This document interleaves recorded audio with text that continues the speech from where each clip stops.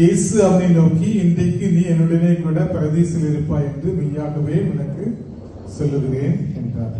வெளிப்படுத்தின விசேஷம் 2ஆம் அதிகாரம் 7ஆம் வசனத்துல கூட Revelation 2:7 ஆவியானவர் சபைகளுக்கு சொல்லுவதை காதுள்ளவன் கேட்கிறவன். வாசிங்கள். ஆவியானவர் சபைகளுக்கு சொல்லுகிறதை காதுள்ளவன் கேட்க கடவன். ஜெயம் கொள்ளுகிறவன் எவனோ அவனுக்கு தேவனுடைய பரதீசின் மத்தியில் இருக்கிற ஜீவ விருட்சத்தின் கனியை புசிக்க கொடுப்பேன் என்பது. ஜெயம் கொள்ளுகிறவன் எவனோ அவனுக்கு தேவனுடைய பரதீசின் மத்தியில் இருக்கிற ஜீவ விருட்சத்தின் கனியை புசிக்க கொடுப்பேன் என்று எழுது. அப்ப பரதீசில அந்த வெளிப்படுத்தின விசேஷத்தை குறித்து நம்ம பேசும்போது அந்த ஜீவ விருட்சம் பரதீசில இருக்குது. அந்த இடத்துக்கு தான் ஆண்டவர் இந்த குற்றவாளியை அங்கே அழைக்கிறதை நம்ம பார்க்கலாம். கர்த்தருடைய பிள்ளைகளே, இயேசு கிறிஸ்து கல்வாரி சிலுவையிலே மொழிந்த பேசிய 7 திருவசனங்களை நாம் பார்க்கும்போது சுமார் 6 மணி நேரம் ஆண்டவர் சிலுவையிலே தொங்கினதை நம்ம பார்க்கலாம். மார்க் 15ஆம் அதிகாரம் 25ஆம் வசனம் சொல்கிறது, அவரை சிலுவையில் அறைந்த போது 3ஆம் மணி வேலையாய் இருந்தது.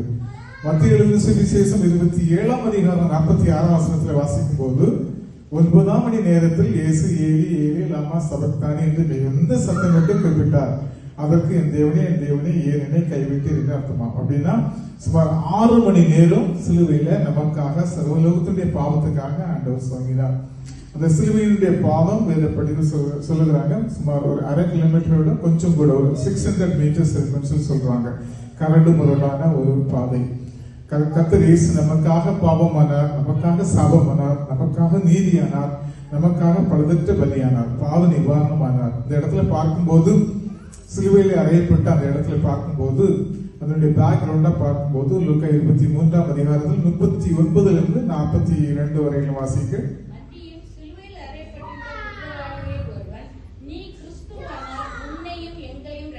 நீ கிறிஸ்துவானால் உன்னையும் எங்களையும் ரட்சித்துக் கொள் என்று அவரை நிகழ்ந்தார். ஒரு குற்றவாளி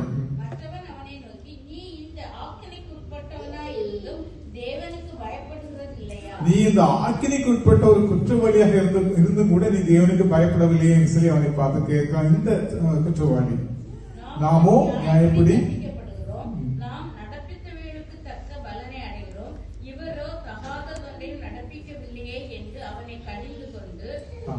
இயேசு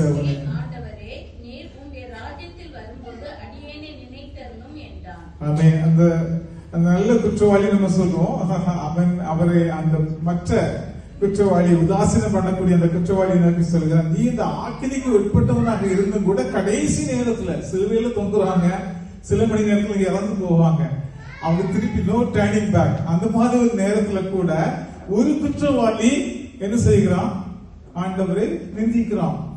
மற்ற குற்றவாளி சொல்லுகிறாங்க, நாம நியாயப்படி தண்டிக்கப்படுகிறோம், நாம் நடப்பித்தவர்களுக்கு தக்க பலனை அடைகிறோம், இவரோ தகாததென்றும் நடப்பிக்கவில்லையே என்று அவனை கடிந்து கொண்டு இயேசுவை நோக்கி, ஆண்டவரே, அப்போ தெய்வகுமாரனே இயேசுவை வந்து ரட்சகரா கண்டுகொள்கிறான் பாருங்க, ஆண்டவராக கண்டுகொள்வார். நீருடைய ராஜ்யத்திலே வரும்போது அடியேனை நினைத்தருளும் என்று சொல்லி அவன் ஜெபிக்கிறான். ஒரு கருத்தான ஒரு ஜெபம்.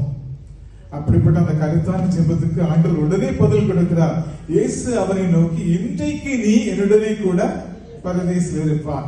And Jesus said to him, assuredly I say to you, today you will be with me in paradise. ஒரு இன்னொரு டிரான்ஸ்லேஷன் சொல்றது, Jesus said to him, I promise you that today you will be with me in paradise. பாருங்க, ரெண்டு குற்றவாளிகள்ல ஒரு குற்றவாளி என்ன செய்கிறான், உதாசீனம் பண்ணுகிறான். அதுக்கு கொடுக்கப்பட்ட அந்த கடைசி தருணத்தை பயன்படுத்தவில்லை. ஆனா ஒரு குற்றவாளி கிறிஸ்துவை தேவகுமாரனாக காணுகிறான், ரட்சகராக காணுகிறான், மீட்பராக காணுகிறான். ஆமென், ஹல்லேலூயா.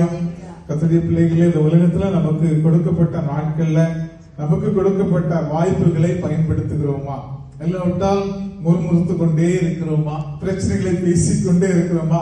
இத்தனை வருஷங்களாக கிறிஸ்தவர்களாக வாழ்ந்தும் இயேசு கிறிஸ்துவை ரட்சகராக ஏற்றுக்கொண்டீங்களா? கிறிஸ்து இயேசுவினுடைய வெளிமதிக்க முடியாத ரத்தம் நம்முடைய பாவங்களை கழுவி சுத்திகரித்தது உண்டா? அவருடைய நாமத்தின் மேல் விசுவாசம் உள்ளவர்களாய் அவரை ஏற்றுக்கொண்டுள்ள எத்தனை பேர்களோ அத்தனை பேர்களும் தேவனுடைய பிள்ளைகளாகக்கூடிய அதிகாரம் கொடுத்தார் சொல்லி யோவான் 1:12 வாசிக்கிறோமே. கிறிஸ்துவ விசுவாசத்தில் ஏற்றுக்கொண்டு 2000 வருடங்களுக்கு முன்பு இந்த உலகத்துல வந்து நமக்காக பலியான ஜீவன் கொடுத்த அந்த ஆண்டவரை ஏற்றுக்கொண்டீங்களா? ஒன்று யோவான் 1:7 அவர் ஒளியில் இருக்கிறது போல நாம் ஒளியில நடந்தால் ஒருவரோடு ஐக்கியப்பட்டிருப்பாருடைய குமாரனாகிய இயேசு கிறிஸ்துவின் ரத்தம் சகல பாவங்களை நீக்கி சுத்திகரிக்கும். நம்முடைய பாவங்களை நாம் அறிக்கையிட்டால் பாவங்களை நமக்கு மன்னித்து எல்லா அநியாயத்தையும் நீக்கி நம்மை சுத்திகரிப்பதற்கு அவர் உண்மை நீதி உள்ளவராக இருக்க எழுதியிருக்கிறதே. பாவம் நீக்கி நிச்சயம் உண்டா? ஒருவேளை இயேசு கிறிஸ்து இந்த நாள்ல வந்தா கிறிஸ்துவை சந்திக்க ஆயத்தமா?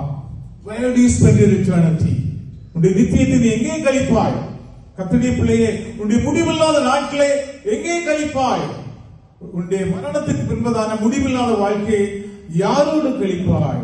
கிறிஸ்து இயேசுவோடா இல்லாவிட்டால் பாதாளத்தில் பிசாசோடா? ரெண்டோடு தான். அந்த உதாசீனம் பண்ண கல்ல எங்க இருப்பான்? பாதாளத்தில் இருப்பான். அதுக்கு ஒரு கூட்டம், எவ்வளவு பெரிய கூட்டம் பாருங்க.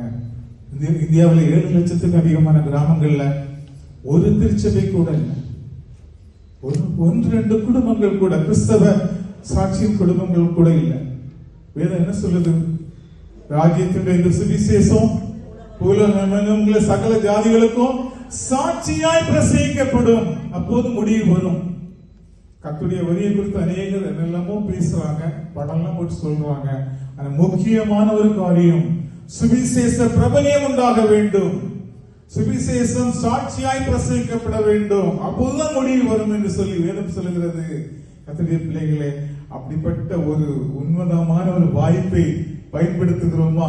நம்முடைய வாழ்க்கையில இவ்வளவு பெரிய ஒரு ரட்சிப்பை கண்டுகொண்டு அந்த ரட்சிப்புக்காக, அந்த ரட்சிப்பை காத்துக் கொள்வதற்காக என்ன தியாகம் நம்ம செய்தோம்? ஆண்டவருக்காக என்ன தியாகம் செய்து கொண்டிருக்கிறோம்? இழந்து போன எல்லாவற்றையும் திருப்பி கொடுக்கும்படியாக, ரெட்டிப்பான ஆசீர்வாதத்தை கொடுக்கும்படியாக அவர் காத்துக் கொண்டிருக்கிறார். ஒருவேளை சில பிரச்சனைகள், சில கஷ்டங்கள், பாடுகள் வரும்போது கலங்கி போய் விடுகிறோம். ஆனாலும் கர்த்தர் கூட இருக்கிறார். கர்த்தருடைய பிள்ளையே, இந்த 2வது திருவசனம் நம்மை பார்த்து என்ன சொல்லுகிறது? முக்கியமான ஒரு காரியம், where do you spend your eternity? அந்த நல்ல குற்றவாளியை போல வாய்ப்புகளை பயன்படுத்துகிறோமா?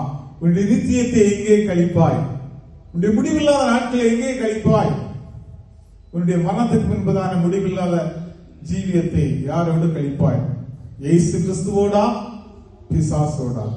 இதற்கு நீங்கள் பதில் சொல்லியாக வேண்டும். அந்த உதாசீனம் போல பண்ணின அந்த குற்றவாளியை போல பாதாளத்திலா, இல்லாவிட்டால் அந்த நல்ல குற்றவாளியை போல பரதீசிலே கிறிஸ்துவை சந்திக்க, கிறிஸ்துவோடு கூட உன்னதமான வாழ்க்கை வாழ ஒப்புக் கொடுக்கிறோமா? 2வது ஒரு கேள்வி வருகிறது, கர்த்தர் தரும் வாய்ப்புகளை நழுவ விடாதே. சில வாய்ப்புகள் திரும்ப வராது. 3வது ஒரு கேள்வி, பின்மாற்றத்திலிருந்து மனம் திரும்பி கர்த்தரை சந்திக்க ஆயத்தப்படு என்று இந்த திருவசனம் உங்களை என்னை பார்த்து செல்கிறது. கர்த்தர் தாமே ஆசீர்வதிப்பாராக.